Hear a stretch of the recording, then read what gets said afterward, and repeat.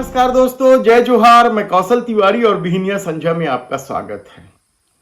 112 करोड़ रुपए के सड़क घोटाले को उजागर करने वाले पत्रकार मुकेश चंद्राकर की हत्या को लेकर पुलिस के अपने दावे हैं, सरकार का अपना रवैया है, तो पत्रकारों का गुस्सा अभी भी शांत होने का नाम नहीं ले रहा है।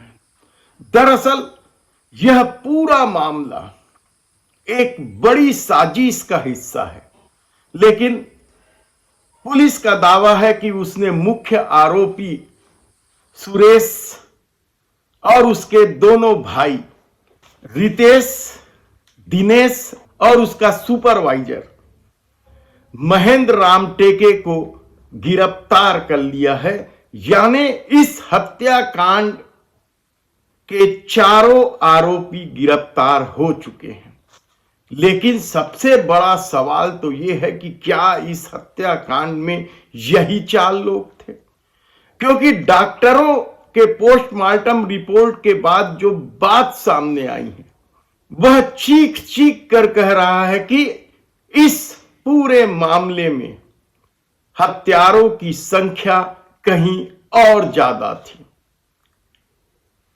यही नहीं, इस पूरे घटनाक्रम को यदि आप देखें तो पाएंगे कि यह एक बहुत बड़ी साजिश का हिस्सा था।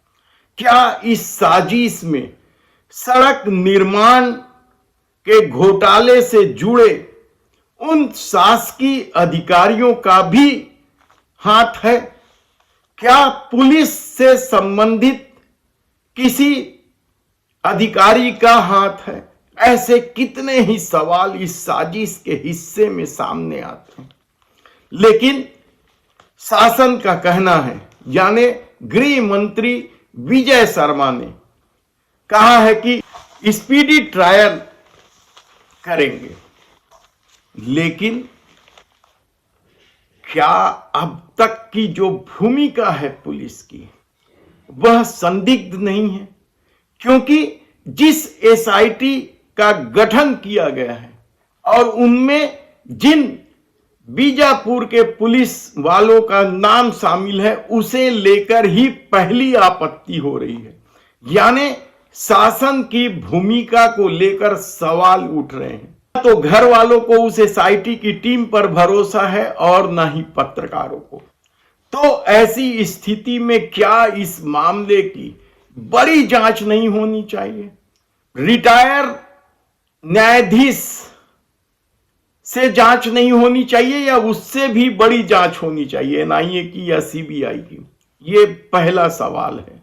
और सबको यही लगता है कि यदि सड़क घोटाले का मामला विधानसभा में उठने के बाद अभी तक किसी तरह की जांच रिपोर्ट आगे नहीं बढ़ी है। विधानसभा में घोषणा की गई थी जब यह मामला उठा था रिपोर्टिंग के बाद कि किस तरीके से यह सड़क घोटाला है, तो सरकार ने जांच की घोषणा तो कर दी थी, लेकिन अभी तक इस मामले में जांच कहां तक पहुंची है किसी को नहीं मालूम है। ना तो इंजीनियर सस्पेंड किए गए थे और ना ही ठेकेदार के खिलाफ ही कोई कार्रवाई हुई थी। कहा जाता है कि 56 करोड़ रुपए की यह सड़क 112 करोड़ रुपए की कर दी गई और उसमें भी 80 से 90% भुगतान कर दिया गया बगैर निर्माण के। तो चर्चा तो इस बात पर भी है कि बीजापुर के एक बड़े पुलिस अधिकारी का इसमें हाथ है, ठेकेदारी में। वह सुरेश चंद्राकर के नाम पर ठेकेदारी कर रहा था। सुरेश चंद्राकर 2005 से 2023-24 तक आते आते किस तरीके से करोड़ों में खेलने लगा, इसका कच्चा चिट्ठा फिर कभी हम खोलेंगे। लेकिन आज हम बात कर रहे हैं उस साजिश का। क्या गिरफ्तार 4 लोग ही इस पूरे हत्याकांड को अंजाम दिया है, या इसके पीछे और भी लोग शामिल हैं शासकीय विभाग से, प्रदेश शासन के विभाग से। क्योंकि इस पूरे मामले में जो गोलमाल सामने आ रहा है, जैसे कि हमने बताया कि ठेका किसी पुलिस अधिकारी का था, नाम सुरेश चंद्राकर का था। इसमें भुगतान जिस तेजी से हुई है, बिजली की रफ्तार से भुगतान हुआ है, काम कुछ नहीं हुआ है, और 80 से 90% भुगतान हो गया।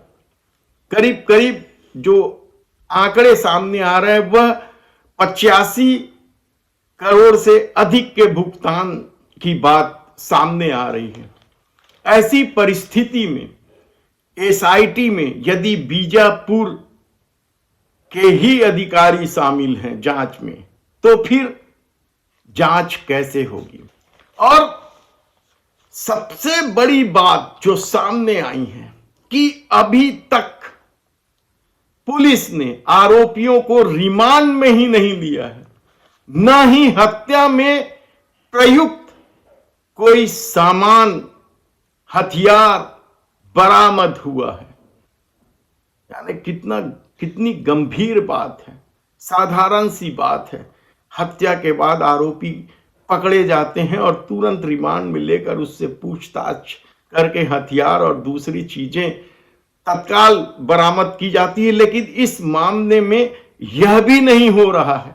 इस पूरे प्रकरण को आप देखें, सुरेश चंद्राकर के, हम कच्चा चिट्ठा खोलेंगे, लेकिन एक लाइन में बता देते हैं कि इस पूरे नेक्सस में ठेकेदार, अधिकारी, राजनेताओं, सत्ता शीर्ष के इस नेक्सस में न केवल भारतीय जनता पार्टी के लोग शामिल दिखाई दे रहे हैं, बल्कि कांग्रेस का भी नाम सामने आ रहा है। ऐसी परिस्थिति में इस साजिश में और कौन कौन लोग हैं, हमारी टीम लगी हुई है।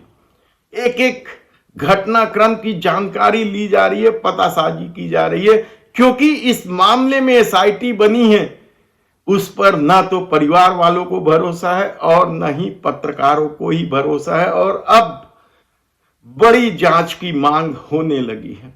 बीजापुर से लेके छत्तीसगढ़ की राजधानी रायपुर ही नहीं, छत्तीसगढ़ के विभिन्न जिलों के पत्रकार आक्रोशित हैं और वे कैंडल मार्च निकालकर जगह जगह न केवल मुकेश चंद्राकर को श्रद्धांजलि दे रहे हैं, बल्कि इस पूरे साजिश